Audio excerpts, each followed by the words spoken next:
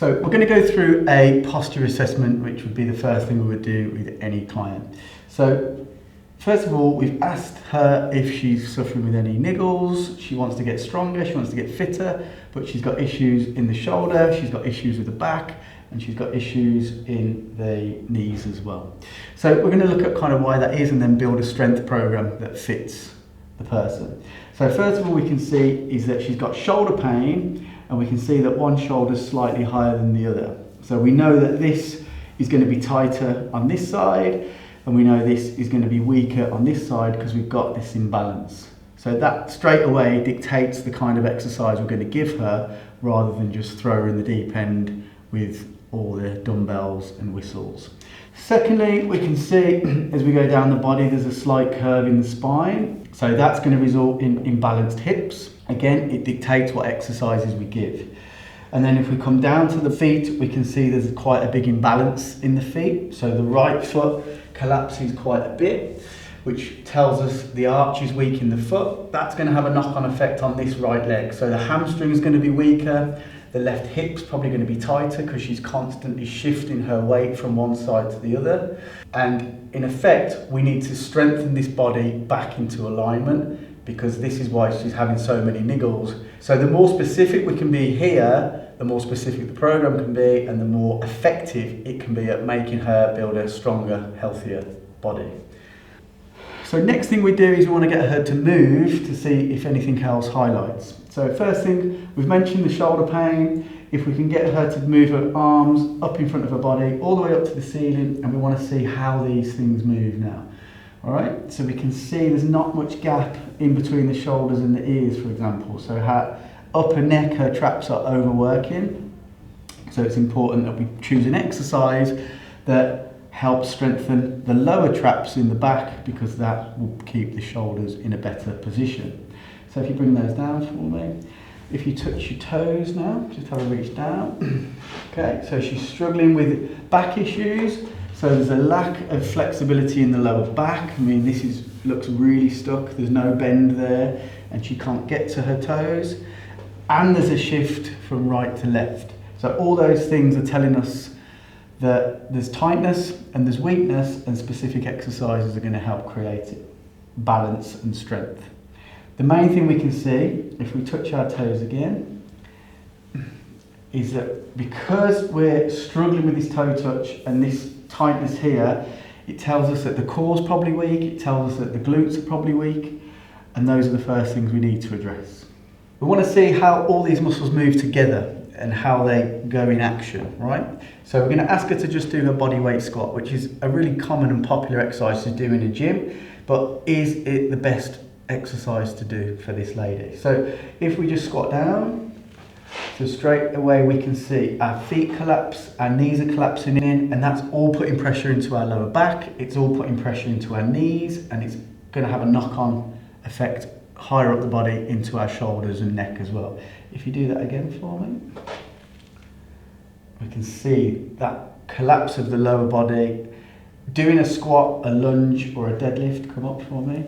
Doing a squat, a lunge or a deadlift would not be a good idea here. We have to start further back, kind of in the exercise library, and choose exercises that are really going to help get this movement stronger, so when she does do squats and things, they feel far more comfortable and safer than they probably are at the moment. We've got pain in the front of this shoulder. Kind of as we lift the arm up, it creates a bit of a twinge, and if we go above our head, it creates a bit of a twinge as well. Right, so we want to know why this is. And what we can see from looking is that the neck is very dominant in that move, and there's pain in this space here. And if we go above, it pinches even more. So this all involves what we'd call our rotator cuff, which is the group of muscles that holds the shoulder in place. So there's one muscle here that runs across the top of the shoulder blade and over here, which helps secure the shoulder. That's called your supraspinatus. And that gets too overused when our shoulder's weak. So from an exercise point of view, we need to choose the right exercise that doesn't stress this more. And we need to choose the exercise that helps create balance to the shoulder. So we've got a muscle that runs across the back of the shoulder that we know is going to be weak if the supraspinatus is overused. So this muscle needs to be strengthened individually to help bring this shoulder back into alignment. To help fix this shoulder pain, we're choosing an exercise that helps strengthen the back of this rotator cuff. So we don't want to feel any tension at the front. If we do, it means our shoulder isn't in the right position. So we're pulling the shoulder right back and then we're rotating externally outwards to help strengthen this muscle here called your infraspinatus. So most people, if they're office-based in their jobs, if they drive a lot, will have weakness in these muscles. So to do bench presses, to push dumbbells above their head, those kind of moves isn't the best thing to do yet. That should come later down the line. But for now, we're going to get this rotator cuff really strong and create a better balance of what's working and what's not. So as part of an assessment, if someone can't do a good squat or isn't comfortable squatting, we want to look at how their hips and ankles move. So especially if there's knee or foot pain attached to it, this is a good test to do to test ankle movement and mobility. So we're going to ask the knee to move into the wall. Now if there's a struggle in keeping that heel flat and we can't get there, then we know the ankles are stiff. If the ankles are stiff and the squat isn't good, we definitely don't want to add load and add weight to someone's squat. Until they're moving well, we don't want to get them to move weight. We have to get their mobility and their flexibility optimal so their exercise becomes pain-free, but it's a better exercise choice for them to progress. So come forward. And we want to be able to get to this wall without the foot compensating by lifting at the heel.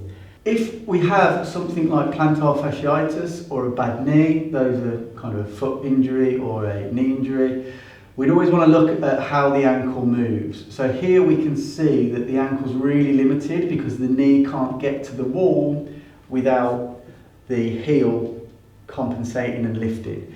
So if this client has plantar fasciitis, for example, pain in their foot, we know we have to address, even though the pain's in the bottom of the foot, the problem's in the ankle and the calf. So we have to address that. If someone wants to get stronger and improve their strength by using weights and squatting and deadlifting and all those excellent moves, we want to make sure that they can move well through their feet, knees and ankles. So for this client, we wouldn't give them a squat to do because it's just not safe until we can get these things moving more effectively. If someone is showing a poor squat in terms of a lack of mobility, their knees are falling in, they're squatting onto one leg, things like that, again, you choose the correct exercise. So for this client, the best exercise to do at the moment is just some activation stuff. So we want to be able to get the glutes activated, particularly the glute med, which is one of the main hip stabilizers, to get that activated and strong. So if this muscle doesn't work, then your hip and knee has license to basically collapse in. Obviously in a gym environment, if you're looking to train your lower body and improve strength in them, we need your hips, knees, ankles to be stable and mobile. So this is a really good exercise to do to help isolate the glute and create balance back in your joints. So if somebody has knee pain, chances are they're going to have an unstable or very stiff hip. So once you identify if it's unstable or too stiff, then we need to start strengthening the muscles around it. So the glute medius is one of the main hip stabilizers. So this is a great exercise to help rehabilitate knee pain or lower back pain. And the emphasis is on the control of the movement. We're not looking for lifting heavy weights or doing it fast. It's about activating the correct muscles to bring strength and balance to the hip and knee. When we did our squat, we could see that that right knee collapsed in quite a lot, and that tells us that there's muscle in the groin and adductors that are really, really tight. But those can attach up onto the pelvis. So if they're tight, they're going to pull our knee and pull our pelvis down and inwards, and that's going to start to cause pressure in our lower back. So if, in a gym environment, if we add weight to that move and give her a squat or a dumbbell or whatever, then the emphasis on the lack of movement is going to be more. So there's going to be even more pressure in the back and more pressure in the knee. So we have to choose the right exercise and the right stretch to get alignment and correct movement in the body.